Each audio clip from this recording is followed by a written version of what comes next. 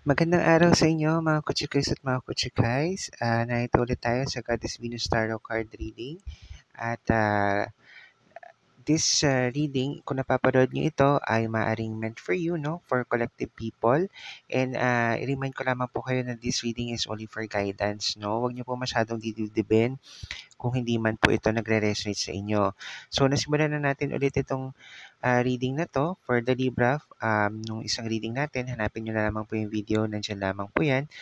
And then, maraming salamat po sa patuloy na suporta at patuloy na pagtangkilik po sa ating tarot card reading. Per private or personal reading, just let me know. You can chat me up. No? Nandiyan naman po yung ating information sa baba sa ating comment section. Makikita nyo rin naman po yan.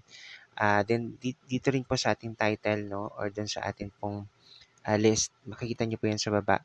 So, again, sa lahat po ng gusto magpa-private or personal reading, i-message nyo lamang po ako. And also, itong ating reading sa ngayon ay para naman po sa mga Gemini people, also an earth sign. Okay, this reading is for love life situation. Ulitin ko, love life situation po ito, mga kuchikis at mga kuchikay. So, let me shuffle the cards and tingnan natin kung ano magre-resonate sa inyo. Ngayon, kung hindi po mag-resonate sa inyo yung reading, please mag-skip na lang kayo ng other video. Tingnan nyo rin po yung sa natal or birth chart ninyo. Kung ito pong placements ninyo ay maaaring meron pong kasakop sa ibang mga zodiac signs. And then try to figure it out. At panoorin nyo rin po ibang video natin. Baka doon mag-resonate po yung reading para sa inyo. So this reading is only for Gemini people, collective people po natin, ha? So tingnan natin, shuffle natin ito. Kung ano nga ba meron sa reading. Ayan.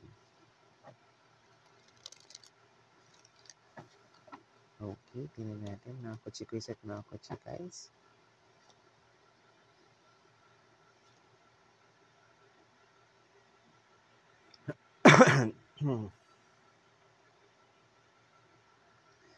Okay, for your reading naman mga Gemini people, no? This is what you have for your cards. Meron kang Four of Pentacles, the Judgment, at Eight of Cups. So most of you Gemini people, I'm seeing that most of you are holding back of the emotions. Kasi may mga bagay na parang hindi ka makaalis sa isang sitwasyon as of today regarding the love life situation or nangyari sa'yo, sa partner mo, na hindi mo inaasahan, maaaring nagkaroon kayo ng breaking up situation or parang paghihiwalay lately, no? Pero hindi ka makamove forward, nahirapan ka mag-decide ng konkretong desisyon kung tama ba na ikaw ay ika nga aalis na o magwo-walk out na sa sitwasyon. And the way I see it, parang ang pinakang healing situation mo dito, gusto mong lumayo, gusto mong umalis or pumunta sa malayong lugar para ikaw ay makalimot or gusto mong mag-take ng adventure to your life situation in order for you to forget the past situation that you have in your love life. So, in terms of this, no, mga Gemini people, kung sakaling ito yung nararamdaman mo at gusto mong lumayo panamantala para ikaw ay makalimot, at ito yung tanging healing process mo eh. Kumbaga parang ito yung gusto mo munang mangyari. Valid naman yung emotions natin, no? Kumbaga kung gusto mong lumayo, pumunta ka sa medyo malayong lugar at doon magsimula ka na panibago. Like for example, gusto mo munang mag-focus sa trabaho or anything that you love to do, gawin mo muna in order for you to heal. At huwag mo kakalimutan yung self-love, self-care, self-worth, at self-respect. Okay? Para at least makikita mo sa sarili mo na kapag handa ka na ulit na umibig sa mga susunod na panahon ay makukuha mo ng magmahal muli. Okay?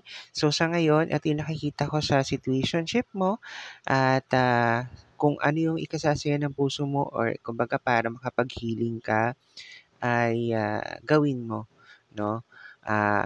Make a concrete decision about it. Kasi nakita ko rin dito, Gemini, ay most of you, no, parang hindi makaalis or hindi makawala doon sa sitwasyon na meron from the past regarding of the situation that you have. So, sa ngayon may papayo ko nga yung self-love, self-care, self-worth, at saka self-respect para makapag-healing ka and self-healing para kung sakaling gusto mong lumayo muna panamantala, wala namang masama sa gagawin mo as long as magiging okay ka. Alright, so ito yung reading ko sa'yo, Gemini, para sa mga Gemini, no? Maraming maraming salamat pa rin po sa patuloy na pagsuporta at pag-follow sa atin pong mga social media platforms at maraming maraming salamat po ulit.